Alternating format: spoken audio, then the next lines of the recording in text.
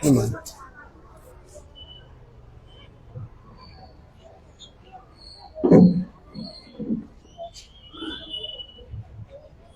عليكم ورحمة الله وبركاته. الحمد لله نحمده ونستعينه ونستغفره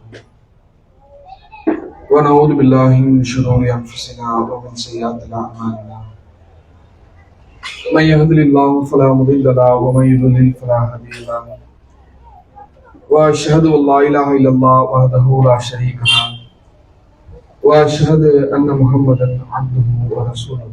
أما بعد فقد قال الله تعالى في المحكم القرآن الكريم: أعوذ بالله من الشيطان الرجيم. بسم الله الرحمن الرحيم. أينما تكونوا يدرككم الموت ولو كنتم في بروج مشيدة. அளவற்ற அருளாளனும் நிகரில்லா அன்புடையனுமாகிய அந்த ஏக இறைவனை போற்றி புகழ்ந்தவனாக ஆரம்பம் செய்கின்றோம். தமிழ்நாடு தவ்ஹீத் ஜமாத் தாம்பரம் கிளையின் சார்பாக ஏற்பாடு செய்யப்பட்டுள்ள இந்த மார்க்க விளக்க திருப்படை கூட்ட நிகழ்ச்சியில் மரணத்திற்கு பின் மனிதனின் நிலை என்ற தலைப்பின் கீழே பேசுமாறு நான் பணிக்கப்பட்டிருக்கிறேன். இந்த தலைப்பை பொறுத்தவரையிலும்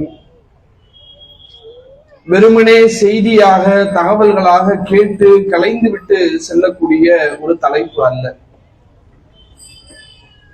மாறாக இதில் சொல்லப்படக்கூடிய செய்திகளை ஒரு கணம் நாம் நம்முடைய சிந்தனையிலே நிலைநிறுத்துவோமேயானால் நம்முடைய வாழ்க்கை எதை நோக்கி போய்கொண்டிருக்கிறதோ அந்த ஓட்டத்தையும் எண்ணத்தையும் மடைமாற்றம் செய்து நல்வழிப்படுத்தக்கூடிய பல்வேறு விதமான செய்திகளை உள்ளடக்கிய மிக முக்கியமான ஒரு தலைப்பு. காரணம், இந்த உலகத்திலே வாழக்கூடிய மனிதர்கள் அனைவரும் எந்த ஒரு கருத்திலும் ஒன்றுபட்டு ஒற்றுமையாக இந்த கருத்தை ஏற்கிறோம் என்று உலகத்திலே எந்த ஒரு கருத்தும் கிடையாது.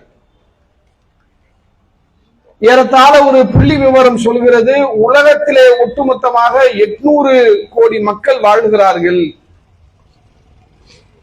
அதில் குறிப்பாக இந்தியாவில் மாத்திரம் கிட்டத்தட்ட 142 கோடி மக்கள். இந்தியாவினுடைய இன்றைய மக்கள் தொகை கணக்கெடுப்பு என்பது 142 கோடி மக்கள் இந்தியாவிலே வாழ்கிறார்கள்.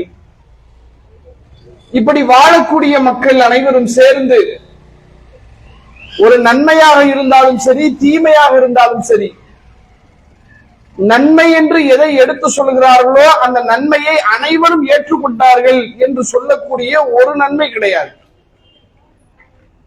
ஒரு தீமையை குறிப்பிட்டு இது தீமைதான் என்று உலகத்தில் உள்ள அனைவரும் ஏற்றுக்கொண்டார்கள் என்று சொல்லப்படக்கூடிய ஒரு தீமையும் கிடையாது.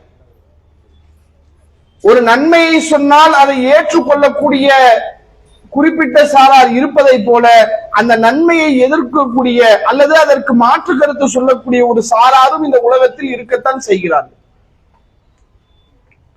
அதற்கு ஒரு நீண்ட நெடிய கால ஆய்வுகள் எல்லாம் தேவையில்லை. நடைமுறையிலே நாம் பார்க்கக்கூடிய காட்சிகளே அதற்கு சிறந்த உதாரணம். ஒரு மருத்துவம் பார்க்க வேண்டும். உடலிலே ஒரு நோய் ஏற்பட்டிருக்கிறது. அந்த நோய்க்கு தீர்வாக மருத்துவத்தை நோக்கி செல்கிறார். எந்த மருத்துவத்தை மேற்கொள்ளலாம் என்று நீங்கள் ஆலோசனை கேட்டு பாருங்கள். அலோபதி மருத்துவத்தை எடுங்க. ஏன்னா இன்றைக்கு உலகத்தில் இருக்கக்கூடிய நோய்களை துல்லியமாக கண்டறிந்து எந்த நோய்க்கு எந்த மருந்து தேவை என்று ஆய்வு பூர்வமாக ஆராய்ச்சி பூர்வமாக சொல்லக்கூடிய ஒரே மருத்துவம் அது அலோபதி மருத்துவம் தான். எனவே அதை நீங்கள் மேற்கொள்ளலாம் என்று ஒரு கருத்து வருகிறது.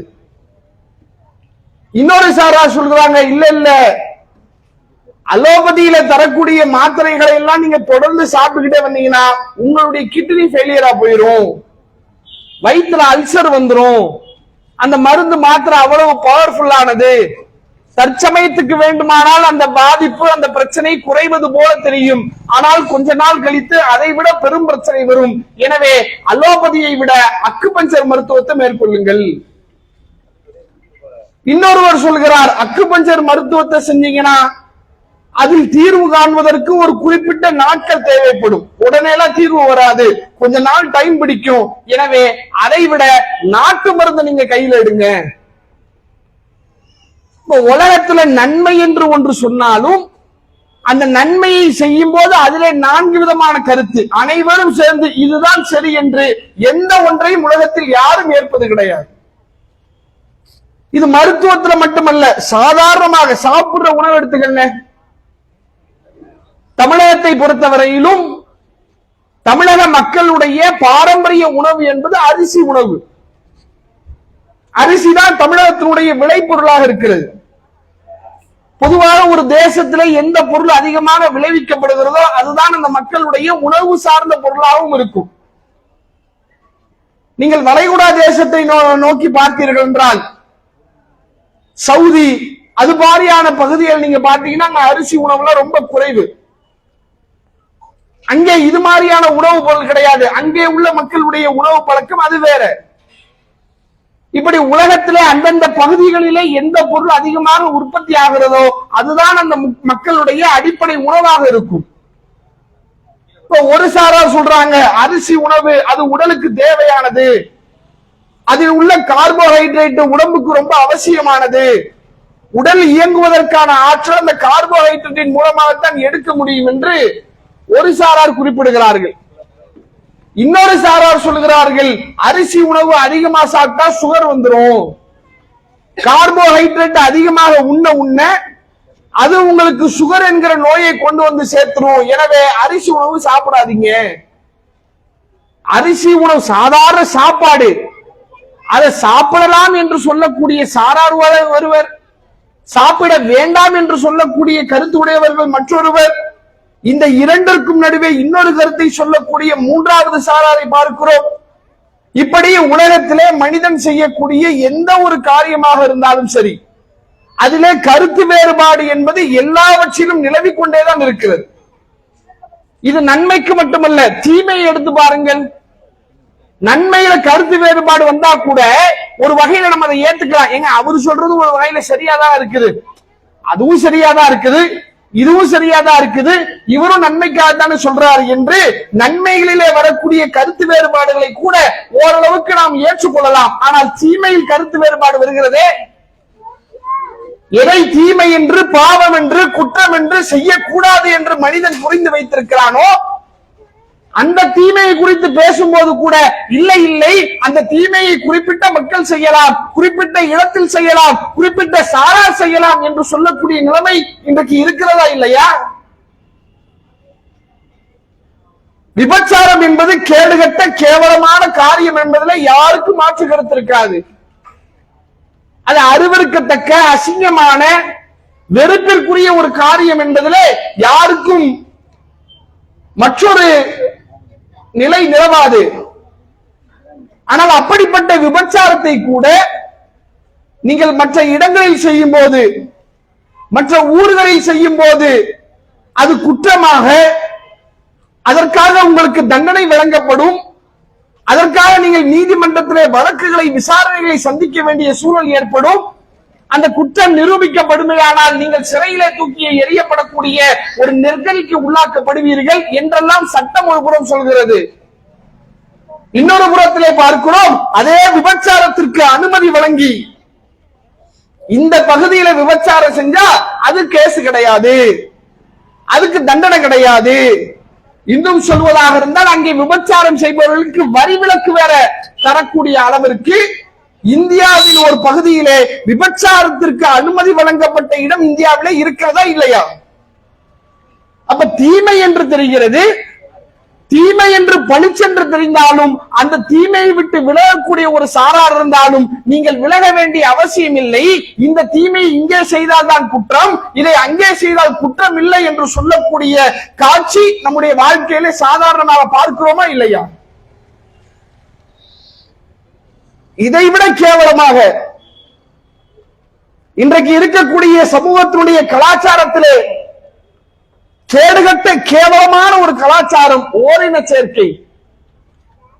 ஆங்காங்கே அங்கொன்றும் இங்கொன்றுமாக இருந்த இந்த கேடுகட்ட கலாச்சாரம் இன்றைக்கு மாணவர்களுக்கு மத்தியிலே, இளைய சமுதாயத்திற்கு மத்தியிலே ஆழமாக வேரூன்றி இருக்கக்கூடிய காட்சியை பார்க்கிறோம். LGBTQ என்ற பெயரிலே ஒரு சங்கமாக உருவாகி எங்களுக்கென்று உணர்வுகள் இருக்கிறது, எங்களுக்கென்று உரிமைகள் இருக்கிறது, எங்கள் உணர்வுகளை நசுக்காதீர்கள் என்று அதற்காக போராடக்கூடிய இந்த கேடுகட்ட கேவலமான காரியத்தை ஆதரிக்கக்கூடிய ஒரு கூட்டம் இன்றைக்கு இந்த தேசத்தில் இருக்கத்தானே செய்கிறது. அப்ப உலகத்தில் நன்மையிலே எல்லோரும் ஒன்றுபட்டு இதுதான் நன்மை என்று சொல்லுவதும் இல்லை, தீமையிலே ஒன்றுபட்டு இது கேடுகட்ட மோசமான தீமை என்று உலகத்திலே அனைவரும் ஒன்றுபட்டு ஒரு தீமையை சொல்கிறார்கள் என்றால் அதுவும் இல்லை.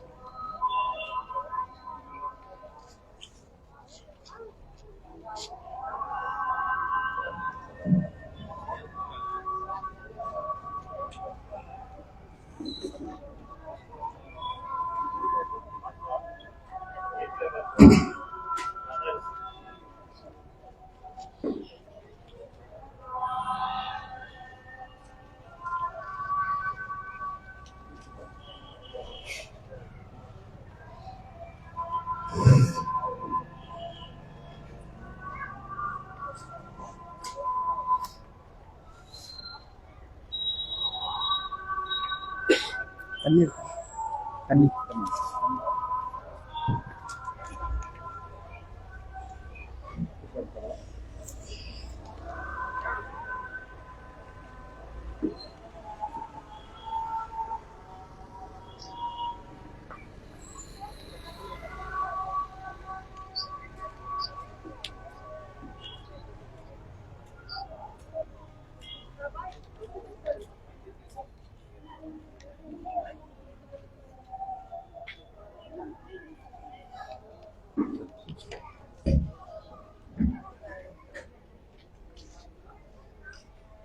அப்ப உலகத்திலே மனிதர்கள் அனைவரும் ஒரு நன்மையாக இருந்தாலும் தீமையாக இருந்தாலும் அதில் அனைவரும் ஒன்றுபட்டு ஏற்றுக்கொண்டு சொல்லக்கூடிய ஒரு கருத்தும் இந்த உலகத்திலே இல்லை என்பதை நம்மால் பார்க்க முடிகிறது.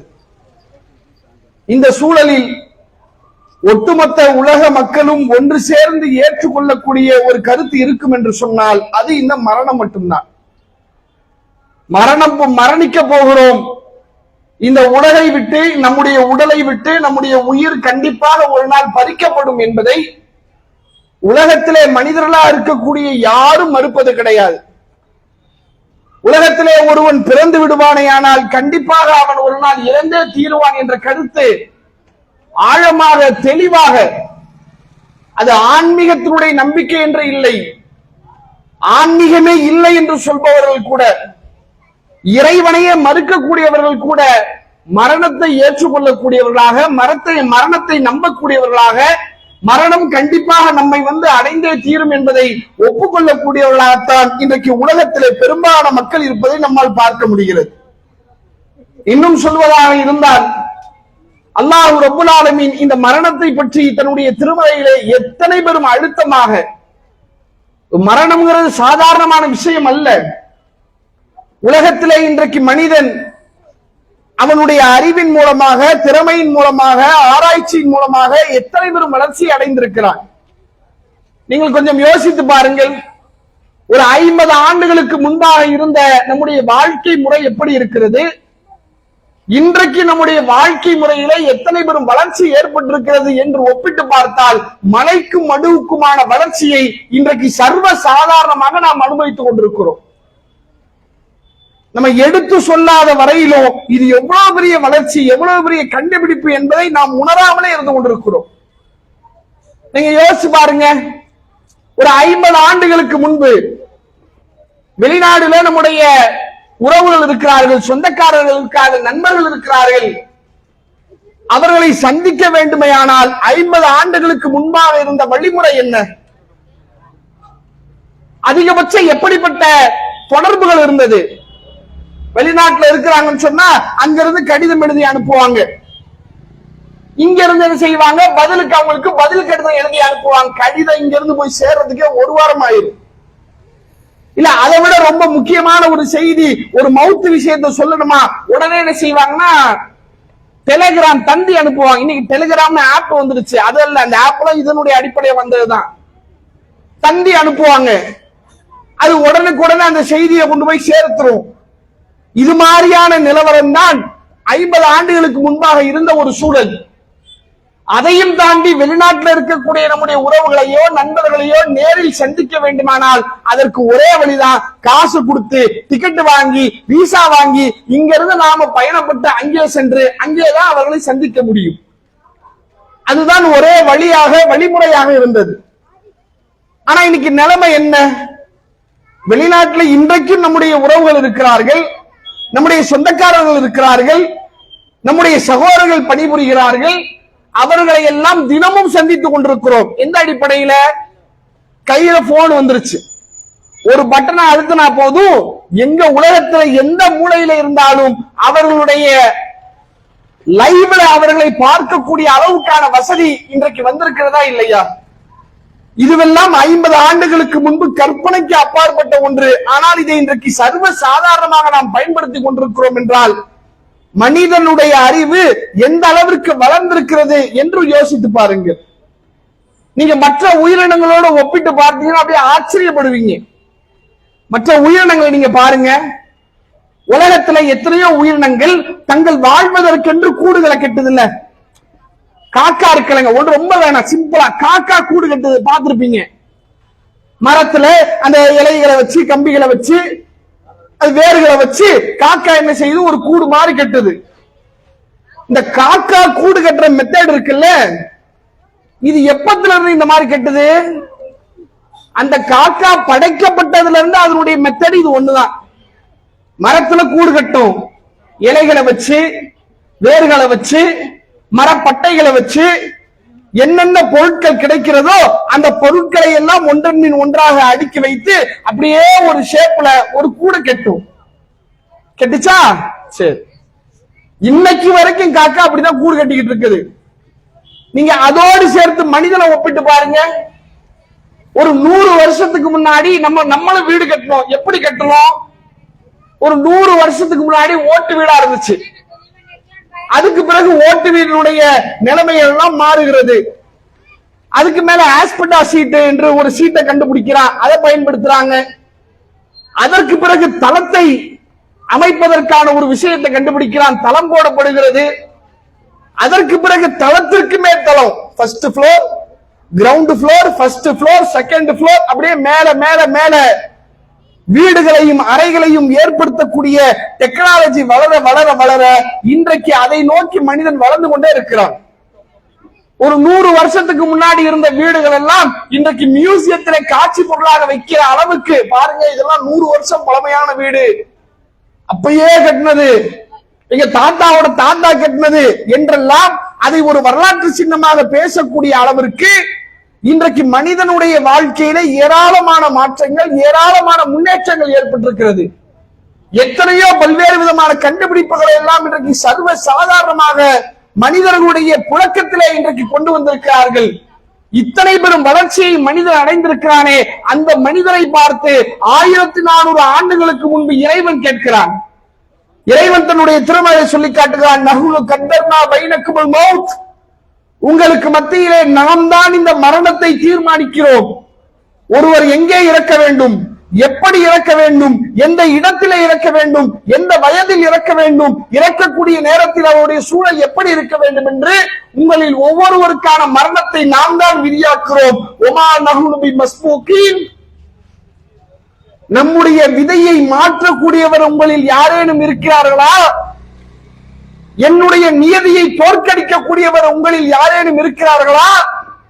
என்னுடைய வரைமுறையை மாற்றக்கூடியவர்கள், நம்மை ஜெயிக்கக்கூடியவர்கள் உங்களில் யாரேனும் இருக்கிறார்களா? நீ மரணிக்க வேண்டும் என்றால் நீ எப்போது மரணிக்க வேண்டும், எங்கே மரணிக்க வேண்டும், எப்படி மரணிக்க வேண்டும் என்பதை நான் தான் முடிவெடுப்பேன். மனிதன் எத்தனை பெரிய வளர்ச்சி அடைந்தாலும் அவனால் அவனுடைய மரணத்தை தடுத்து நிறுத்தவே முடியாது என்று இறைவன் தன்னுடைய திருமுறையிலே அத்தனை பெரும் அழுத்தமாக நமக்கு சொல்லி காட்டுகிறார். அப்ப மரணம் என்பது அவ்வளவு உறுதியானதாக, தெளிவானதாக, எந்த மனிதனாலும் மறுக்க முடியாததாக, அனைத்து மனிதர்களும் ஏற்றுக்கொள்ளக்கூடிய ஒன்றாக மரணம் இருக்கிறது. ஆனா இப்ப பிரச்சனை என்ன? எல்லாம் சரிதான் பாய், நீங்க மைக்கு போட்டு மேடை போட்டு 1 மணி நேரம் மரணத்தை பத்தி பேசின பிறகுதான் ஆமா மரணம்னு ஒண்ணு இருக்குது அப்படின்ற ஒரு விஷயம் நமக்கு தெரிய வருதா? இல்லையே. எல்லோரும் அன்றாடம் மரணம் என்று ஒன்று இருக்கிறது என்பதை நம்பிக்கை கொண்டுதான் இருக்கிறோம். மரணத்தை கண் முன்னாடி பார்த்து கொண்டிருக்கிறோம். எத்தனையோ மரண செய்திகளை கேட்டுக் கொண்டிருக்கிறோம். பிறகு எதற்காக இந்த செய்திகள் சொல்லப்படுகிறது? மரணம் ஏற்படும் என்பதை தெரிந்திருந்தாலும், மரணத்தை நாம் அடைய போகிறோம் என்ற செய்திகள் நம்முடைய செவிகளிலே சொல்லப்பட்டிருந்தாலும் அதை மறந்துவிட்டு செயல்பட்டு கொண்டிருக்கிறோம். மரணம் ஏற்படும் தான், ஆனா அது இப்ப இல்ல. மரணிக்க போறோம் தான், ஆனா அது இன்னைக்கு இல்ல. மவுத்து நிச்சயம் தான், ஆனா அது இன்னைக்கே நடந்துராது. அதுக்கு இன்னும் டைம் இருக்குது, அதுக்கு இன்னும் காலம் இருக்குது, அது தூர தொலைவுல இருக்குது என்று நமக்கு நாமே ஒரு சால்ஜாப்பை சொல்லிக்கொண்டு, நமக்கு நாமே ஒரு காரணத்தை சொல்லிக்கொண்டு, மரணம் என்பது ஒரு நீண்ட நெடிய தூரத்தில் இருக்கிறது, உடனே ஏற்படக்கூடிய ஒன்று அல்ல, எனவே இந்த உலகத்திற்கான வாழ்க்கையை நாம் வாழ்ந்து கொள்ளலாம் என்று மரணத்தை மறந்தவர்களாக உலகத்தை நோக்கி பாய்ந்து கொண்டிருக்கிறோம். பிரச்சனையே இங்கதான் வருது. மரணத்தை குறித்து பேச வேண்டிய அவசியம் ஏன் என்றால், அந்த மரணத்தை மறந்து இந்த உலகத்தை நோக்கி ஓடிக்கொண்டிருக்கிறோம். உலகத்தினுடைய தேவைகளுக்காகவே ஓடிக்கொண்டிருக்கிறோம். உலக வாழ்வை மையப்படுத்தியவர்களாகவே ஓடிக்கொண்டிருக்கிறோம். எந்த அளவுக்கு நம்முடைய ஓட்டம் இருக்கிறது என்றால், இந்த உலக வாழ்க்கையின் மீது நமக்கு இருக்கக்கூடிய மோகம், இந்த உலக வாழ்க்கையின் மீது நமக்கு இருக்கக்கூடிய ஆசை வெறியாக மாறி, உலகத்துல வசதியோடு செழிப்போடு எந்த விதமான சிக்கலும் சிரமமும் துன்பமும் இல்லாமல் ஒரு நிம்மதியான ஒரு வாழ்க்கையை வாழ வேண்டும் என்றால் நமக்கு பொருளாதாரம் தேவை, காசு பணம் தேவை. பொருளாதாரம் எந்த அளவுக்கு நம்ம இடத்துல அதிகமாக இருக்கிறதோ அந்த அளவுக்கு உலகத்திலே நிம்மதியாக எந்த விதமான சிக்கலும் சிரமமும் இல்லாமல் நம்மால் வாழ முடியும். அதே நேரத்தில் பொருளாதாரத்துடைய வளர்ச்சி குறைந்து விடுமையானால் பல்வேறு விதமான கஷ்டங்கள், சிக்கல்கள், சிரமங்கள், கடன்கள், மிக மோசமான நெருக்கடியான ஒரு வாழ்க்கை. எனவே பொருளாதாரத்தை அதிகப்படுத்துவதற்கான முயற்சியிலே இறங்க வேண்டும் என்று இந்த உலகத்தினுடைய மோகத்தை நோக்கி ஓடிக்கொண்டிருக்கிறோம். எப்படி ஓடுறோம் தெரியுமாங்க? வெறி பிடிச்சு. பொருளாதாரம் அவசியம்தான், பணம் அவசியம்தான், பொருளாதாரமே வேண்டாம், காசே வேணாம், எல்லாத்தையும் விட்டுட்டு வீட்டுல சும்மா என்று இஸ்லாம் சொல்லல. பொருளாதாரம் தேவைதான். ஆனால் இன்றைக்கு எப்படி ஆகிவிட்டது? பொருளாதாரம் தான் வாழ்க்கை என்ற ஒரு சூழல் மாறிவிட்டது. பொருளாதாரத்தை சம்பாதிக்க வேண்டும், அந்த சம்பாத்தியம் நேர்மையான வழியில், நியாயமான வழியில், உண்மையான வழியில், இறைவனுக்கு பயந்த நிலைமையிலே இந்த உலகத்திலே பொருளாதாரத்தை சம்பாதிக்க நான் முற்படுவேயானால் என்னை போல ஒரு ஏமாளி உலகத்துல யாரும் இல்லை. வியாபாரம் செய்யறோம், வியாபாரத்துல யாரும் ஏமாத்த மாட்டேன், மோசடி பண்ண மாட்டேன், உள்ளக்க என்ன இருக்குதோ அதைத்தான் சொல்லுவேன், உள்ள ஒண்ணு வச்சு வெளியே ஒண்ணு வச்சு பேச மாட்டேன், நேர்மையா உண்மையா நியாயமா அப்படிதான் நான் வியாபாரம் செய்வேன் என்று சொன்னால் உலகம் ஒரே வார்த்தையில சொல்லு, இவன மாதிரி ஒரு ஏமாளி போய் உலகத்துல யாரும் இல்லை. வியாபாரம் செய்ய வந்துட்டு அங்க என்னடா நேர்மை, அங்க என்ன உண்மை, அங்க என்ன இரையச்சம்? அதெல்லாம் பார்த்தா காசு சம்பாதிக்க முடியுமா? பணம் சம்பாதிக்க முடியுமா? வீடு வாங்க முடியுமா? கார் வாங்க முடியுமா? வசதியாக வாழ முடியுமா? இந்த உலகத்திலே நாம் வசதியாக வாழ வேண்டுமையானால் எவன் எக்கேடு கட்டா எனக்கு என்ன? நமக்கு தேவை பொருளாதாரம். அந்த பொருளாதாரத்தை எந்த வழியில் வேண்டுமானாலும் சம்பாதிக்கலாம். இன்றைக்கு உலகத்தினுடைய நியதி அதுதான். இன்றைக்கு அதைத்தான் நம்மையே அறியாமல் நம்முடைய குழந்தைகளுக்கும் சொல்லிக் கொடுத்து கொண்டிருக்கிறோம். ஒவ்வொரு பள்ளிக்கூடங்களிலே கொண்டு போய் சேர்க்கிறோமே, லட்சக்கணக்கான பொருளாதாரங்களை முதலீடு செய்து நம்முடைய குழந்தைகளை கல்வியை கற்க வைக்கிறோமே, அந்த கல்வியை கற்று வெளிவரக்கூடிய குழந்தைகளுடைய உள்ளத்திலேயும் சிந்தனையிலேயும் ஆழமாக பதிக்கப்பட்ட செய்தி என்ன தெரியுமா? லட்ச ரூபாயை கொடுத்து படிச்சுட்டு வந்திருக்கிறேன், நான் இந்த படிப்பினுடைய தொழிலை செஞ்சு லட்சக்கணக்கில் சம்பாதிக்கணும். ஒரு மருத்துவ படிப்புக்கு லட்சங்களை கொட்டி கொடுத்து மருத்துவனுடைய படிப்பை படிக்கிறான். படிச்சுட்டு வந்தவன் அந்த மருத்துவ துறையை வைத்து மக்களுக்கு சேவை செய்கிறானா என்றால் சேவை செய்வது இல்லை. அந்த மருத்துவத்தை வைத்து இவன் லட்சக்கணக்கில் அல்ல கோடிக்கணக்கில் சம்பாதிப்பதற்கான வழி என்ன? போறானா இல்லையா? நம்மையே அறியாமல் நம்முடைய குழந்தைகளுடைய உள்ளத்தில் இந்த எண்ணத்தை விதைத்துக் கொண்டிருக்கிறோம். அதனுடைய விளைவு என்ன? இன்றைக்கு சமூகத்திலே அரங்கேறக்கூடிய அனைத்து வகையான அநியாயங்களுக்கும் இதுதான் அடிப்படை. காசு, பணம். இது கேடு என்று தெரிகிறது, பாதிப்பு என்று தெரிகிறது. நாம் செய்யக்கூடிய இந்த தொழில் மூலமாக மக்கள் பாதிக்கப்படுவார்களே, மக்கள் சிரமப்படுவார்களே, மக்கள் நஷ்டப்படுவார்களே. எவன் எக்கேடு கட்டு போனா எனக்கு என்ன, எவன் செத்தா எனக்கு என்ன, எனக்கு தேவை பணம். அந்த பணத்திற்காக எந்த தொழிலை வேண்டுமானால் நான் செய்வேன். பெரிய போர்டு வச்சிருக்கிறான், மது நாட்டுக்கும் வீட்டுக்கும் உயிருக்கும் கேடு என்று. சாராயத்தை குடிச்சிடாத, சாராயம் உன் உயிருக்கு கேடு, உன் உடலுக்கு கேடு, உன் குடும்பத்திற்கு கேடு. பெரிய போர்டு எழுதி வச்சிருக்கிறான். போர்டு எழுதி வச்சுட்டு கீழே கடையை திறந்து வியாபாரம் பண்ணிக்கிட்டு இருக்கிறான். செய்தித்தாளிலே வெளியிடப்படுகிறது, ஒரு வருடத்திற்கு மாத்திரம் மதுபானத்தின் மூலமாக, டாஸ்மாகின் மூலமாக அரசிற்கு வரக்கூடிய வருமானம் 30,000 கோடி ரூபாய். எவ்வளவு? 30,000 கோடி. ஒரு பண்டிகை தினம் வருகிறதா, தீபாவளி வருகிறதா, பொங்கல் வருகிறதா, செய்தித்தாள்ல முதல் பக்கத்துல பெருசா வெளியிடுறா, தீபாவளி பண்டிகையை முன்னிட்டு டாஸ்மார்க்கில் 500 கோடி ரூபாய் வியாபாரம். பெருமையா? மகிழ்ச்சியா? கேவலமா இல்ல? சாராயத்தை குடிச்சு அவன் செத்துக்கிட்டு இருக்கிறானே, அவன் குடும்பம் நடுத்தரவுல வந்து நிக்கிறே, அவன் நாசமா போய்கிட்டு இருக்கிறானே, இவன் குடிக்க அடிமையானதோட அவன் குடும்பமும் நடுத்தரவுல வந்து நிக்கிறே. இத்தனை பெரிய மோசமான காரியத்தை ஒரு அரசாங்கம் துணிந்து செய்கிறது என்றால் அதனுடைய அடிப்படை என்ன? பணம். வேற என்னங்க காரணமா இருக்கும்? அரசாங்கத்தை விடுங்க, ஒரு சாதாரண பெட்டி கடை, ஒரு சாலைகள்ல, வீடுகளுக்கு அருகாமையில ஒரு சின்னதா ஒரு பெட்டி கடை வச்சிருக்கிறான். ஒரு பிஸ்கெட்டு, ஒரு தேவையான சாதாரண உணவு பதார்த்தங்களை வைத்திருக்கக்கூடிய பெட்டி கடை, அதுலயும் கூட சிகரெட்டை வச்சுக்கிறான். ஏண்டா சிகரெட் வைக்கிற? சிகரெட் குடிச்சா உடம்புக்கு பாதிப்பு வராதா? நுரையீரல் பாதிப்பு வராதா? வாய் புற்றுநோய் வராதா? கேன்சர் வராதா? சிகரெட் நல்ல விஷயமா? அதை குடிச்சு குடிச்சு குடிச்சு எத்தனை பேர் செத்துக்கிட்டு இருக்கிறான். சரிதான் பாய், ஆனா அதுலதான காசு கிடைக்குது, அதுலதான வருமானம் வருது. 10 பொருள் விற்க வேண்டிய இடத்துல ஒத்த சிகரெட்டை வித்து அந்த லாபத்தை நான் வாங்கிடுறேனே, அதுதான் கேட்டுட்டு வராங்க. நான் என்ன பண்றது? எனக்கு காசு பார்க்கணுமா இல்லையா என்று சாதாரண ஒரு பெட்டி கடை வைத்திருப்போம் சொல்லுகிறான். ஒரு டீ கடையில நின்று டீ குடிக்க முடியலங்க.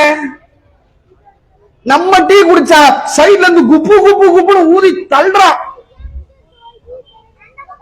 என்னடா இது ரயில் இன்ஜின் பக்கத்துல வந்து நிக்கிறமா, திரும்பி பார்த்தா ஊதி தள்ளுறான் கிடந்துட்டு. அவன் விட்ட புகையில கடைய புகை முட்டமாயிருது, அப்படி ஊதுறான். இந்த டீ கடைக்கு சிகரெட்டுக்கு என்னடா சம்பந்தம்? இல்ல சிகரெட் பிடிச்சாதான் அது கொஞ்சம் ஸ்ட்ரெஸ் குறையுது. வேலையில அப்படி நிறைய ஸ்ட்ரெஸ் மண்டையில இருக்குதா, அது ஒரு சிகரெட் ஒரு வழி வலிச்சாதான் அப்படியே ஸ்ட்ரெஸ் எல்லாம் குறையுது. அதுக்குத்தான் சாதாரண டீ கடையில சிகரெட், பெட்டி கடையில சிகரெட் எதுக்கு விற்கிறான்? நல்லதுக்காகவா? சிகரெட் குடிச்சு மக்கள் தங்களுடைய ஆரோக்கியத்தை மேம்படுத்திக் கொள்ள வேண்டும் என்பதற்காகவா? இல்லை. முழுக்க முழுக்க பணம்.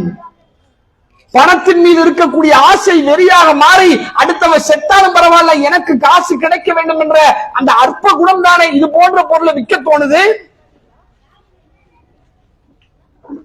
இன்றைக்கு அது மட்டுமல்ல, இந்த இடத்துல ஒரு கசப்பான உண்மையை நான் சொல்லிக் கொள்கிறேன். இன்றைக்கு பொருளாதாரத்தின் மீது ஏற்பட்டிருக்கக்கூடிய வெறி எத்தனை பெரும் பாதிப்பை இன்றைக்கு இந்த சமூகத்தில் ஏற்படுத்தி இருக்கின்றால், இன்றைக்கு ஏராளமான கலப்படங்கள், உணவிலே சாப்பிடக்கூடிய உணவில் கலப்படம். இன்றைக்கு நாம் உண்ணக்கூடிய உணவுகளில் மிக அடிப்படையான ஒரு உணவு பொருளாக இருப்பது பால், இல்லையா? பால் இல்லாத வீடு எந்த வீட்டிலாவது இருக்க முடியுதா? பார்க்க முடியுதா? எல்லா வீடுகளிலும் பாலினுடைய புழக்கம் இருக்கிறது, பாலினுடைய பயன்பாடு இருக்கிறது. அந்த பாலை குறித்து ஒரு கசப்பான உண்மையை சொல்கிறேன். ஆய்வறிக்கை சொல்கிறது, நாம் குடிக்கக்கூடிய பாலில் கிட்டத்தட்ட 62% கலப்படம் செய்யப்படுகிறது. நீ குடிக்கிறதப்பா பாலு, இந்த பால் 38% தான் பால், மீதி இருக்கக்கூடிய 62% அதில் கலப்படம் செய்யப்பட்டிருக்கிறது. ஏன்டா கலப்படம் செஞ்ச? எதற்காக கலப்படம் செய்கிறார்கள்? ஒரு 20 வருஷத்துக்கு முன்னாடி பால் கறக்கிற மாடசாமி பால்ல கலப்படம் செஞ்சா. என்ன கலப்படம்? தண்ணி கலந்திருப்பான். அவனுக்கு என்னங்க தெரியும்? பால் கறக்கிறான், கொஞ்சம் பாலை கூட வச்சு, கூட இருந்தா ஒரு 4 பேருக்கு எக்ஸ்ட்ரா கொடுக்கலாமே என்ற எண்ணத்துல பால்ல அவன் தண்ணிய கலந்தான். இன்றைக்கு பாலில் என்னென்ன பொருட்கள் எல்லாம் கலக்கப்படுகிறது தெரியுமா? பால் கெட்டு போகாம இருக்க வேண்டும் என்று சொல்லி பாலிலே உள்ள கொழுப்பு சத்தை எல்லாத்தையும் உறிஞ்சி எடுத்துறான். சரி, கொழுப்பு சத்தெல்லாம் உறிஞ்சி எடுத்துட்டா பால் எப்படி பொங்கும்? அதாவது ஒரு ஆடை மாதிரி படறது. தண்ணி இருக்குல்லங்க, தண்ணி சூடு பண்ணா தண்ணி பொங்குதா? பொங்க மாட்டேங்குது. பாலை சூடு பண்ணா மட்டும் பொங்குது. எப்படி பொங்குது? அதுல உள்ள கொழுப்பு சத்து தான் காரணம். அப்ப அந்த கொழுப்பு சத்து ரொம்ப நேரம் இருந்துச்சுன்னா பால் சீக்கிரம் கெட்டு போயிடும். பால் கெட்டு போகாம இருப்பதற்காக அதுல உள்ள கொழுப்பு சத்தை தனியா உறிஞ்சு எடுக்கிறான். கொழுப்பு சத்தை உறிஞ்சு எடுத்தா பால்ல எப்படிதான் நுர வரும்? பால்ல நுர வரணும்னு சொன்னா அதுக்கு பதிலா டிடர்ஜென்ட் கலை. டிடர்ஜென்ட் தெரியுதா? துணிக்கு போடுறீங்களே சோப்பு, அந்த சோப்பு தூளை பால்ல கலக்கிறான். இந்த பால்ல டிடர்ஜென்ட் கலந்தா பால் கெட்டு போயிராதா? பால் தெரிஞ்சு போயிராதா? பாலினுடைய டேஸ்ட் தன்மை மாறி போயிராதா? அப்ப பால் கெட்டு போகாம இருப்பதற்காக அந்த பாலில் ஃபார்மலின கலை. ஃபார்மலின் என்ன தெரியுதா? ஒருவர் இறந்து விட்டால் அந்த இறந்து போன உடல் கெட்டு போகாமல் இருப்பதற்காக உடலிலே உள்ள நரம்பில் அனுப்பப்படக்கூடிய மருந்துக்கு பேர் தான் ஃபார்மலின். செத்த உடம்புல ஊத்துற திரவங்க, அத பால்ல ஊத்துறான். ஏன்? அப்பதான் பால் கெட்டு போகாது. அப்படி என்று சொல்லி கிட்டத்தட்ட 62% கலப்படத்தை பாலில் கலக்கப்படுகிறது என்று ஒரு புள்ளி விவரம் சொல்கிறது. இந்த கலப்படத்தினுடைய பின்னணி என்ன? அந்த பாலதான பச்சிளம் குழந்தை குடிக்குது. நேற்று பிறந்த குழந்தையிலிருந்து நாளைக்கு சாக போற கிழமை வரைக்கும் அதைத்தானே குடிச்சுக்கிட்டு இருக்கிறான். அதுல இத்தனை பெரிய கலப்படம் இருந்தால் அவர்கள் பாதிக்கப்பட மாட்டார்களா? அவர்கள் உடல் பாதிக்கப்படாதா? அவருடைய உடல் உறுப்புகள் சேதமடையாதா? அவருடைய செயல்பாடுகளிலே சுணக்கம் ஏற்படாதா? நோய்க்கு ஆளாக மாட்டார்களா? எவன் செத்தா என்ன, போச்சா என்ன, எக்கேடு கட்டு போனா என்ன, எனக்கு தேவை பணம் என்று சாதாரண பாலில் கூட இன்றைக்கு கலப்படம் வந்திருக்கிறது. இதற்கு பணத்தை தவிர வேறு என்ன காரணம் இருக்க முடியும்? எப்படி ஓடுறான் தெரியுதா உங்களுக்கு? பணத்தின் மீது இருக்கக்கூடிய வெறி எப்படி மனுஷனை ஓட வைக்குது பாருங்க. எப்படி எல்லாம் ஓடிக்கிட்டு இருக்கான் பாருங்க. தனக்கு லாபம் கிடைத்தால் போதும், அந்த லாபம் எந்த வகையில் வந்தாலும் அது குறித்து எனக்கு எந்த கவலையும் இல்லை என்று பணம் பணம் பணம் என்று வாழ்க்கையிலே பணத்தை நோக்கி ஓடிக்கொண்டிருக்கானே, அப்படிப்பட்ட மனிதனை ஒரு கணம் இறுக்கி பிடித்து நில்லு, எங்க ஓடுற? பணம் சம்பாதிக்கணும், வீடு வாங்கணும், கார் வாங்கணும், பைக் வாங்கணும், சொந்தமா வியாபாரம் செய்யணும், பெரிய கிராண்டா கல்யாணம் பண்ணணும், அதுக்கு பணம் தான் தேவை என்று ஓடிக்கொண்டிருக்கிறானே, அவனை இறுக பிடித்து நிறுத்தி நீ எங்கே ஓடிக்கொண்டிருக்கிறாய்? எதை நோக்கி ஓடிக்கொண்டிருக்கிறாய்? எதை சம்பாதிக்க ஓடிக்கொண்டிருக்கிறாய்? ஒரு கணம் நில்லு. உன் கூட ஓடினான்ல, பணம் சம்பாதிக்க நீ ஓடுறல்லப்பா, இந்த ரேஸ்ல உன் கூட 10 பேர் ஓடினான்ல, இங்க பாரு அவனை பாரு, அவன் நிலைமை என்னாச்சு? உனக்கு முன்னாடி இந்த ரேஸ்ல ஒருத்த ஓடி இருப்பானே, அவன் நிலைமை என்னாச்சு? எல்லாரும் எங்க போனாங்க? முடிஞ்சிருச்சு. உன் கூட ஓடினவனும் மௌத்தா போயிட்டான், உனக்கு முன்னாடி ஓடினானே அவனும் மௌத்தா போயிட்டான், உனக்கு பின்னாடி ஓடி வரானே அவனும் மௌத்தா போக போறான். நாளை ஒரு நாள் நீயும் மரணிக்க போகிறாய். நீ எதுக்காக ஓடிக்கிட்டு இருக்க? அல்லாஹ்வுடைய தூதர்கள் அற்புதமாக சொன்னார்கள், அக்ஸிரு திக்ர ஹாதிமுல் லذات அல் மௌத். மனிதனுடைய ஆசைகளை எல்லாம் அடித்து ஒழிக்கக்கூடிய இந்த மௌத்தை பற்றி அதிகமாக நினைங்கள் என்றார்கள். நீ எதுக்கு ஓடிக்கிட்டு இருக்கிற? வீடு கட்டணும், கார் வாங்கணும், பங்களா வாங்கணும், நல்ல காஸ்ட்லி போன் வாங்கணும், இதுக்கெல்லாம் ஓடுறல்ல, ஓடு. அந்த ஓட்டம் வெறியாக மாறி பணத்தின் மீது ஆசை பிடித்து பைத்தியமாக பணம் பணம் பணம் என்று ஓடுகிறாயே, ஒரு கணம் நின்று நீ மரணித்து விட்டால் இதனுடைய நிலைமை என்னவாகும்? உனக்கு முன்னாடி இந்த பணத்தை நோக்கி ஓடியவர்களுடைய நிலைமை என்னாச்சு? சமீபத்திலங்க உலகத்துடைய பணக்காரர்களுடைய பட்டியலிலே உள்ளவர் ரத்தன் டாடா, கேள்விப்பட்டிருப்பீங்க. மிகப்பெரிய கோடீஸ்வரர். ரத்தன் டாடாவுடைய சொத்து மதிப்பை வெளியிடுகிறார்கள். கிட்டத்தட்ட 16,000 கோடி ரூபாய் அளவுக்கு சொத்து இருக்குது. சொத்து எவ்வளவு? 16 கோடி அல்ல, 16,000 கோடி சொத்து மதிப்பு. என்ன பண்ணாரு? என்ன பண்ண முடிஞ்சிச்சு? 16,000 கோடி ரூபாய் சொத்து வச்சாரே, அவரிடம் இல்லாத வீடா? அவர்கிட்ட இல்லாத வாகனமா? அவரிடத்துல இல்லாத வசதியா? நீ எதை நோக்கி ஓடுறியோ அதை விட 100 மடங்கு பெரிய இடத்துல இருந்தவர். நீ ஒரு வீட்டை கட்டுறதுக்கு ஓடிக்கிட்டு இருக்கிற, இது மாதிரி 100 வீடு வச்சிருந்தான்.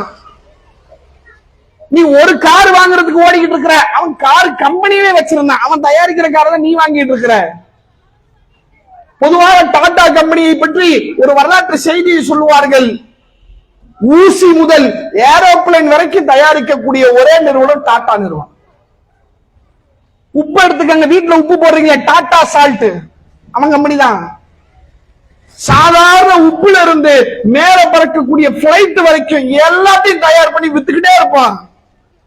அத்தனை பெரும் நிறுவனத்தினுடைய முதலாளி இறந்து போகிறான். என்ன பண்ண முடிஞ்சிச்சு? நீ எந்த பணத்தை நோக்கி ஓடிக்கிட்டு இருக்கியோ அந்த பணத்தை விட பல 100 மடங்கு சொத்துக்களை வச்சிருந்தவன் அவனால மரணத்தை தடுக்க முடிஞ்சதா? அவ்வளவு சொத்து வச்சிருந்தானே, அந்த சொத்துக்கள் மரணத்தை விட்டு அவனை காப்பாற்றியதா? இப்ப அவன் இறந்து போயிட்டான். இறந்து போன பிறகு ஆஹா ரத்தன் டாடா அவர் தானே உருவாக்கினாரு, அவர் தானே கஷ்டப்பட்டாரு என்று அந்த சொத்துக்கள் எல்லாம் அவருடைய இடத்துல வந்து கொட்டி புதைச்சிட்டானா? என்ன நிலைமை? நீ ஆசை ஆசையா கனவு கண்டு கடனை உடனே வாங்கி பெரிய வீட்டை கட்டி இருக்கலாம். இறந்து போயிட்டேன்னு வை, ஒரு நாளைக்கு மேல உன் உடம்ப வீட்டுல வைக்க உன் பையன் அனுமதிக்க மாட்டான். அதான் உண்மை. எங்க வாப்பா கட்டின வீடாச்சே, எவ்வளவு கஷ்டப்பட்டு கட்டி இருப்பாரு, இந்த வீட்டை கட்ட அவர் எவ்வளவு பாடுபட்டு இருப்பாரு, எங்க வாப்பாவை இந்த வீட்டை விட்டு அனுப்பிடாதீங்க, இந்த வீட்டு கீழேயே ஒரு குழிய தோண்டி அப்படியே எங்க வாப்பாவை இங்கே புதைச்சிருங்க, எந்த பையனாவது உலகத்துல சொல்லுவாரா?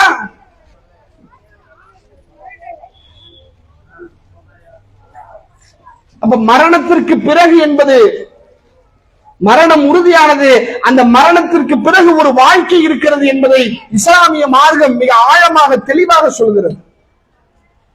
இந்த உலகம் நிலையானதல்ல, இந்த உலகம் நிரந்தரமானதல்ல. இந்த உலகத்திலே நீங்கள் எதையெல்லாம் பார்த்து கொண்டிருக்கிறீர்களோ, எதையெல்லாம் அனுபவித்துக் கொண்டிருக்கிறீர்களோ அதுவெல்லாம் வெற்று அலங்காரம்.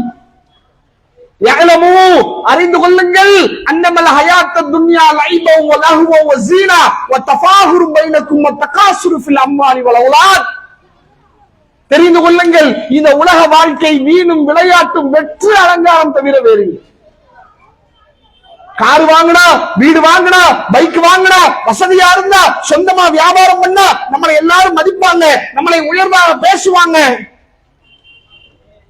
அதை வாங்கக்கூடிய அளவுக்கு நமக்கு பொருளாதாரம் இல்லாவிட்டாலும் பரவாயில்லை, கடனை உடனே வாங்கியாவது வாங்கி போடுவோம் என்று பொருளாதாரம் வெறி பிடித்து அடைகிறார்களே, அவர்களை பார்த்து இந்த மரணம் சொல்கிறது, நீ இறந்து விடுவாயானால் உன்னுடைய வீட்டை விட்டு உன்னுடைய உடலை தூக்கி எறிவார்கள். நீ பயன்படுத்திய வாகனத்தை உன்னுடைய உடலை விட்டு தூக்கி எறிந்து விடுவார்கள். நீ போட்டிருந்த ஆடை கூட உன்கிட்ட வராதுடா. இதான் யதார்த்தம்.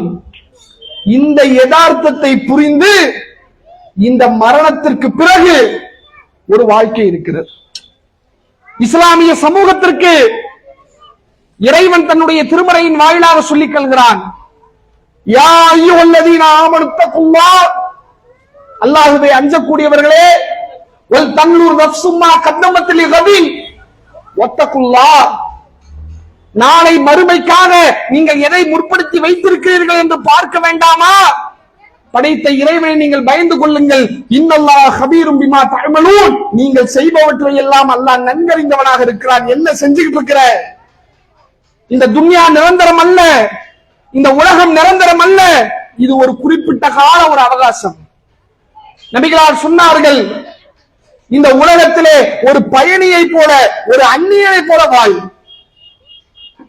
இங்க இருந்து ஒரு ஊருக்கு போறோம், ஒரு டூருக்கு போறோம், ஊட்டிக்கு ஒரு 2 நாள் தங்குறதுக்காக இங்க இருந்து ஊட்டிக்கு போறாங்க. 2 நாள் தான் அங்க தங்க போறோம், திருப்பி நம்ம சொந்த ஊருக்கே வந்துருவோம். 2 நாள் அந்த ஊர்ல தங்குறதுக்காக ஊட்டியில சொந்தமா ஒரு வீட்டை எவனாவது வாங்குவானா? 2 நாள் நான் தங்க போறேன், அதுக்கு பிறகு அந்த ஊருக்கு நான் வரமாட்டேன், வெறும் 2 நாள் தங்குவதற்காக ஊட்டியில சொந்தமா கோடிக்கணக்கான ரூபாய்களை கொடுத்து ஒரு வீட்டை எவனாவது வாங்குவானா? ஒரு பெரிய வாகனத்தை எவனாவது வாங்குவானா? என்ன சொல்லுவான்? எதுக்குடா 2 நாள் தங்குறதுக்கு எதுக்குடா சொந்த வீடு? ஒரு ரூம் எடுத்துக்க, தங்கிக்க, வேலை முடிஞ்சுச்சா இங்க வந்துரு. போறதுக்கு வாகனம் வேணுமா? வாடகைக்கு வாங்கிக்க, போய் சுத்தி பாரு, வேலை முடிஞ்சா திரும்பி வந்துரு. அல்லாஹ்வுடைய தூதர் அவங்க சொன்னாங்க, ஒரு மூமினுக்கு இந்த ஒட்டுமொத்த உலக வாழ்க்கையும் அந்த ஊட்டி மாதிரி தான். கொஞ்ச நேரம் இருக்க போற, உன்னுடைய நிரந்தரமான வாழ்வு, உன்னுடைய நிரந்தரமான வீடு மறுமைதான், இது நிரந்தரம் அல்ல. இந்த உலகத்துல நிறைய சம்பாதிச்சுட்ட, வீடு வாங்கிட்ட, கார் வாங்கிட்ட, 10 லட்சம் ரூபாய் பேங்க்ல போட்டுட்டு ஓரளவுக்கு செட்டில் ஆகக்கூடிய சூழல்ல நான் இருக்கிறேன், எனவே இந்த உலகத்துல நான் அப்படியே விட்டுருவேன் என்று அல்லாஹ்விடத்துல கெஞ்ச முடியுமா? இறைவன் தன்னுடைய திருமறை சொல்லி காட்டுகிறான், வயலுள்ளி குள்ளி உமசத்தில் நுமசா, குறை கூறி புறம் பேசி திரியும் ஒவ்வொருவருக்கும் கேடுதான். அவன் என்ன செய்கிறான் தெரியுமா? அல்லது ஜமா மாலவு அத்ததா, பொருளாதாரத்தை ஒன்று திரட்டி அதை எண்ணி எண்ணி பார்த்து கொண்டே இருக்கிறான். யஹ்சபு அன்ன மாலஹு அஹ்லதா, அவன் தன்னுடைய பொருளாதாரம் தன்னை நிலையாக ஆக்கிவிடும் என்று நினைத்துக் கொண்டிருக்கிறான். காசு சம்பாரிச்சுட்டோ, வீட்டை கட்டிட்டோ, காரை வாங்கிட்டோ, பொண்ணை பெரிய இடத்துல கட்டி கொடுத்துட்டோ, நம்மளை நம்பி நிறைய வியாபாரம் இருக்குது, சொத்துக்கள் இருக்குது, திடீரென்று மரணம் வந்து விட்டால் நாம் என்ன செய்வது? எனவே இந்த உலகத்திலே நீண்ட காலம் வாழ்ந்து விடலாமா? இஸ்லாம் சொல்கிறது, வாய்ப்பில்லை ராஜா, நீ என்ன பண்ணாலும் சரி கொஞ்ச நாள் தான், அதுக்கு பிறகு திரும்பி நீ என்கிட்ட தான் வரணும். நீ என்ன செஞ்சாலும் சரி மரணத்தை விட்டு உன்னால தப்பிக்க முடியாது. ஐனமா தக்கூனு யுத்ரிக்குமுல் மௌத் வலவ் குன்தும் ஃபி புரூஜி முஷய்யதா, உறுதியான கோட்டைகளுக்குள்ளே நீ உட்கார்ந்து கொண்டாலும் இந்த மரணம் உங்களை வந்து அடைந்தே தீரும், தப்பிக்கவே முடியாது. நீ என்னதான் செஞ்சுக்கிட்டு இருக்கிற? ஒரு கணம் யோசிச்சு பாரு. இஸ்லாமியர்களே, முஸ்லிம்களே, மறுமையை நம்பியவர்களே, மரணத்தை அஞ்சக்கூடியவர்களே, ஒரு கணம் உங்களுடைய வாழ்க்கை பயணம் எதை நோக்கி போய் கொண்டிருக்கிறது? உலகத்தினுடைய ஆசையை நோக்கி, உலகத்தினுடைய திருப்தியை நோக்கி, உலகத்தினுடைய பொருளாதாரத்தை நோக்கி, உலகத்தினுடைய ஆடம்பரத்தை நோக்கி. அவன் என்ன சொல்லுவான், இவன் என்ன சொல்லுவான், என் சொந்தக்காரன் என்ன சொல்லுவான், என் நண்பர்கள் என்ன சொல்லுவான் என்று படைத்த இறைவனுடைய வார்த்தையை மறந்து வழிகாட்ட வந்த தூதருடைய வழிமுறையை மறந்து இந்த உலகத்தை நோக்கியே ஓடிக்கொண்டிருக்கக்கூடிய இஸ்லாமிய சமுதாயமே ஒரு கணம் சிந்தித்து பாருங்கள். இந்த உலகம் கண்டிப்பாக ஒரு நாள் உங்களை கைவிட்டு விடும். இந்த மரணம் கண்டிப்பாக ஒரு நாள் உங்களை பிடித்துக் கொள்ளும். அந்த மரணத்தை விட்டு ஒரு நாள் நீங்கள் தப்பிக்க முடியாது. அந்த மரணத்துக்கு பிறகு மறுமையுடைய வாழ்க்கை இருக்கிறது. அந்த மறுமைக்கு பயந்து உங்களுடைய வாழ்க்கையை நீங்கள் சீர்திருத்திக் கொள்ளுங்கள். அதே நேரத்தில் இஸ்லாம் சொல்லக்கூடிய இந்த மறுமை நம்பிக்கை, மரணத்திற்கு பிறகு இருக்கக்கூடிய இந்த வாழ்க்கை, அது இந்த மனித சமூகத்திற்கு எத்தனை பெரும் நன்மையை தருகிறது என்று நீங்கள் யோசித்து பாருங்கள். இந்த உலகத்திலே ஒருவன் நல்லவனாக இருக்கிறான், நேர்மையாக இருக்கிறான், உண்மையாளனாக இருக்கிறான், அடுத்தவர்களுக்கு எந்த விதமான பாதிப்பும் செய்யக்கூடாது என்ற எண்ணத்தில் வாழ்ந்து கொண்டிருக்கிறான். அப்படி வாழக்கூடியவனை இந்த உலகம் ஏமாளியாக, கோமாளியாக, பிழைக்க தெரியாதவனாக, இழுச்சவாயனாக பார்த்து கொண்டிருக்கிறது. யார் அடுத்தவனுக்கு பாதிப்பு ஏற்படுத்தி அடுத்தவன் எக்கேடு கெட்டு போனா எனக்கு என்ன என்று பொருளாதாரத்தை மேலும் மேலும் மேலும் சம்பாதித்துக் கொண்டே இருக்கிறானோ அவனை கெட்டிக்காரனாக, திறமைசாலியாக, அறிவாளியாக, புத்திசாலியாக இந்த உலகம் பார்த்து கொண்டிருக்கிறது. இந்த இடத்தில் இஸ்லாம் சொல்கிறது, இந்த உலகத்திலே யாரெல்லாம் நல்லவர்களாக, நேர்மையாளர்களாக, உண்மையாளர்களாக வாழ்ந்தார்களோ அவர்கள் இந்த வாழ்க்கையிலே பல நெருக்கடிகளை சந்தித்திருக்கலாம், பல சிரமங்களை சந்தித்திருக்கலாம், பொருளாதாரத்தினுடைய வளர்ச்சியிலே குறைவு ஏற்பட்டிருக்கலாம், உங்களுடைய சொந்தக்காரர்கள் கூட உங்களை அற்பமாக, கேவலமாக பார்த்திருக்கலாம். இவனெல்லாம் என்னங்க கூப்பிடுறது? பைசா காசுக்கு பிரயோஜனம் இல்லாதவன். நம்ம வீட்டுல ஒரு நிகழ்ச்சி இருக்குது, அந்த நிகழ்ச்சிக்கு இவனை எதுக்கு கூப்பிடணும்? 10 பைசாக்கு பிரயோஜனம் இல்லாதவன், எதுக்கு அவனை கூப்பிடுங்க, விட்டு தள்ளுங்க என்று நம்முடைய பொருளாதார நிலையை பார்த்து நம்முடைய உறவுகளே நம்மை கேவலமாக நினைக்கலாம். அதனால் இந்த உலகத்திலே பல்வேறு விதமான நஷ்டங்களையும் சிரமங்களையும் நீங்கள் சந்தித்திருக்கலாம். அப்படிப்பட்ட மனிதர்களுக்கு இஸ்லாம் சொல்கிறது, இறைவன் சொல்கிறான், கவலைப்படாதீர்கள், ஒரு நாள் இருக்கிறது. மரணத்திற்கு பிறகு இருக்கக்கூடிய அந்த நாளில் இந்த உலகத்திலே நீங்கள் உண்மையாக, நேர்மையாக, நல்லவர்களாக வாழ்ந்ததற்காக உங்களுக்கு மிகச்சிறந்த ஒரு வாழ்க்கையை நான் தயாரித்து வைத்திருக்கிறேன். யாரெல்லாம் இந்த உலகத்திலே உங்களை கேவலமாக, இழிவாக பார்த்தார்களோ அவர்களெல்லாம் அந்த சுவனத்திலே நீங்கள் அனுபவிக்கக்கூடிய இன்பத்தை பார்த்து வாய்ப்பிழந்து நிற்பார்கள். கவலைப்படாதீர்கள். இந்த உலகத்திலே சிரமம் இருந்தாலும், கஷ்டம் இருந்தாலும், நெருக்கடிகள் இருந்தாலும், சோதனை இருந்தாலும் நல்லவர்களாகவே வாழுங்கள். தயவு செய்து உங்களுடைய பாதையை, உங்களுடைய பயணத்தை மாற்றி விடாதீர்கள். அது மரணத்திற்கு பிறகு இருக்கக்கூடிய உங்களுடைய வாழ்க்கையை பாதித்துவிடும் என்று இஸ்லாம் சொல்கிறது. அதே நேரத்தில் யாரெல்லாம் இந்த உலகத்திலே பிற மனிதர்களுக்கு பாதிப்பை ஏற்படுத்தி தான் நன்றாக இருந்தால் மட்டும் போதும், தன் குடும்பத்தினுடைய வளர்ச்சி இருந்தால் போதும், தன் வியாபாரத்திலே உயர்வு இருந்தால் போதும் என்று எந்த விதமான ஒழுங்கையும் கடைபிடிக்காமல், எந்த விதமான நலனையும் கவனிக்காமல் முழுக்க முழுக்க தன்னை பற்றி மட்டுமே யோசித்து வாழ்ந்து கொண்டிருந்த மனிதன், இந்த உலகத்திலே அநியாயங்களையும் அக்கிரமங்களையும் தொடர்ச்சியாக செய்து கொண்டிருந்த மனிதன், வியாபாரத்திலே நேர்மை இல்லாமல், உண்மை இல்லாமல், நாணயம் இல்லாமல், நம்பிக்கை இல்லாமல், பிற மனிதர்களுடைய பொருளாதாரத்தை பதிக்க வேண்டும் என்ற கேடுகட்ட கேவலமான எண்ணத்திலே வியாபாரம் செய்து கொண்டிருக்கக்கூடிய மனிதன், பிற மனிதர்கள் நம்மை பார்த்து மெச்ச வேண்டும், நம்மை புகழ வேண்டும், நம்மை உயர்ந்த அந்தஸ்திலே உள்ளவர்களாக நினைக்க வேண்டும் என்பதற்காக வட்டி என்ற கொடுமையிலே மூழ்கி வீடு கட்டுறான் பாருங்க. எப்படிங்க இவ்வளவு காசு? பேங்க்ல லோன் வாங்கினங்க, மாசம் மாசம் 40,000 ரூபாய் பேங்க்ல லோன் கட்டணும். பைக் வச்சிருக்கிறான், ராயல் என்ஃபீல்டு, அப்படி துப்பு துப்பு துப்பு துப்புன்னு பைக் ஓட்டிக்கிட்டு வரான்.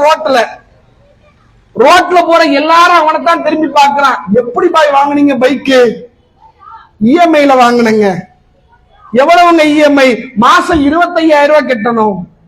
இப்படி அடுத்தவர்கள் தன்னை உயர்வாக நினைக்க வேண்டும் என்று, அது வட்டியாச்சே, அது மார்க்கம் தடுத்ததாச்சே, நாளை மறுமையிலே இதற்கு கடுமையான தண்டனை கொடுக்கப்படுமே என்று எதை பற்றியும் அஞ்சாமல் அடுத்தவர்கள் தன்னை உயர்த்தி பார்க்க வேண்டும் என்பதற்காக மார்க்கத்தினுடைய வரம்புகளை மறந்து மாணவியினுடைய வழிமுறையை புறக்கணித்து தன்னுடைய மனம் போன போக்கிலே இந்த உலகத்திலே வாழ்ந்து கொண்டிருக்கிறானே, அவனை பார்த்து இறைவன் சொல்கிறான், இந்த உலகத்திலே நீ செய்யக்கூடிய காரியங்களை எல்லாம் நான் பார்த்து கொண்டு சும்மா இருக்கிறேன்னு நினைச்சுக்கிட்டியா? நீ என்ன வேணாலும் இந்த உலகத்துல பண்ணுவ, உன்னை ஒண்ணும் பண்ணிடக்கூடாது என்று நினைத்துக் கொண்டிருக்கிறாயா? அப்படி கிடையாது. ஒரு நாள் நீ என்னிடம் வருவாய். வத்தகு யௌமன் துர்ஜஊன ஃபீஹி இலல்லாஹ், எந்த நாளில் அல்லாஹ்வின் பால் நீங்கள் திருப்பப்படுவீர்களோ அந்த நாளை பயந்து கொள்ளுங்கள். யௌமலா யன்ஃபஉ மாலுன் வலா பனூன் இல்லா மன் அத்தல்லாஹ பிகல்பின் சலீம். அந்த நாளில் எந்த மனிதனுடைய செல்வமோ எந்த மனிதனுடைய பிள்ளைகளோ பயன் தராது. தூய்மையான பாதுகாப்பான நிம்மதியான உள்ளத்தோடு யார் வருகிறாரோ அவனை தவிர என்று இஸ்லாம் சொல்கிறதே. இந்த உலகத்திலே நீ சம்பாதித்து வைத்த சொத்துக்களாலோ உன்னுடைய அதிகாரத்தாலோ உன்னுடைய ஆளுமையினாலோ உன்னுடைய குழந்தைகளாலோ நாளை மறுமையிலே உன்னை எது மூலமாகவும் காப்பாற்ற முடியாது. அந்த நாளில் என்னிடம் நீ சிக்கிக் கொள்வாய். உனக்கு நான் தரக்கூடிய தண்டனை கற்பனைக்கு அப்பாற்பட்ட தண்டனை. அதை பயந்து கொள். இந்த உலகத்துல எப்படி வேணாலும் இருக்கலாம், எப்படி வேண்டுமானாலும் வாழலாம், ஒரு தடவை தான் சாக போவோம், எப்படி வேணாலும் வாழ்ந்துட்டு போகலாம் என்று அல்ல. அந்த மரணத்திற்கு பிறகு ஒரு வாழ்க்கை இருக்கிறது. அந்த வாழ்க்கை இந்த உலகத்திலே நீ எப்படி வாழ்கிறாயோ அதை பொறுத்து அந்த வாழ்க்கை உனக்கு அமைந்து விடும் என்ற எச்சரிக்கையை இஸ்லாம் ஆழமாக சொல்கிறது. யார் அந்த மரணத்திற்கு பிறகு இருக்கக்கூடிய வாழ்வை பயந்து இந்த உலகத்திலே இறைவனுடைய கட்டளைக்கு உட்பட்டு இறை தூதருடைய வழிகாட்டுதலுக்கு உட்பட்டு சிரமமாக இருந்தாலும் நெருக்கடியாக இருந்தாலும் அந்த சிரமத்தையும் நெருக்கடியும் சகித்துக் கொண்டு இந்த உலகத்திலே வாழ்பவர்களுக்கு நாளை மறுமையிலே நிம்மதியான வாழ்க்கை இருக்கிறது. இந்த உலகத்திலே அடுத்தவர்களுக்கு பாதிப்பு ஏற்படுத்தி நெருக்கடியை ஏற்படுத்தி பிறர் எக்கேடு கெட்டு போனால் எனக்கென்ன, என்னுடைய மகிழ்ச்சியும் என்னுடைய சந்தோஷமும் தான் முக்கியம் என்று இந்த உலகத்திலே வாழக்கூடியவனுடைய மறுமை வாழ்க்கை கடுமையானதாக கொடுமையானதாக நெருக்கடிக்குரியதாக இருக்கும் என்று இஸ்லாம் சொல்கிறது. அந்த விஷயங்களை நம்முடைய உள்ளத்திலே ஆழமாக பதித்து இன்றைக்கு நாம் எப்படி செயல்பட்டு கொண்டிருக்கிறோம், நம்முடைய வியாபாரம், நம்முடைய வணக்க வழிபாடு, நம்முடைய இன்ன பிற அணுகுமுறைகள், நம்முடைய உறவுகளுக்கு மத்தியில் இருக்கக்கூடிய நம்முடைய நிலைமைகள் என்று எல்லாவற்றையும் யோசித்து இன்றைக்கு இரவு படுக்க செல்கிறோம், காலையிலே விழிப்போமா என்று நமக்கு தெரியாது, உறுதி கிடையாது.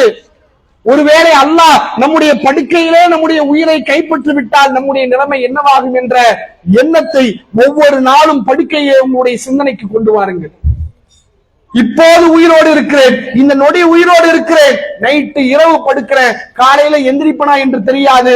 ஒருவேளை படுக்கையில இறந்து விட்டால் என்னுடைய குடும்பத்தின் நிலை என்ன, என்னுடைய வியாபாரத்தின் நிலை என்ன, நான் செய்து வந்த ஒப்பந்தங்களுடைய நிலைமை என்ன என்று யோசித்து அந்த மரணத்தை பயந்து மறுமையை அஞ்சி மரணத்திற்கு பிறகு ஒரு வாழ்க்கை இருக்கிறது என்பதை ஆழமாக புரிந்து அதற்காக நம்முடைய வாழ்வை சீராக்கி சரியாக்கி படைத்த இறைவனிடத்திலே பலதரப்பட்ட வெகுமதிகளை பெறக்கூடிய பாக்கியத்தை இறைவன் நம் அனைவருக்கும் தர வேண்டும் என்ற பிரார்த்தனையோடு என்னுடைய உரையை நிறைவு செய்கிறேன். என்னுடைய இறுதி சொல்லாக அகில உலகத்தை படைத்த அல்லாஹ்வுக்கு எல்லா புகழும். அஸ்ஸலாமு அலைக்கும்.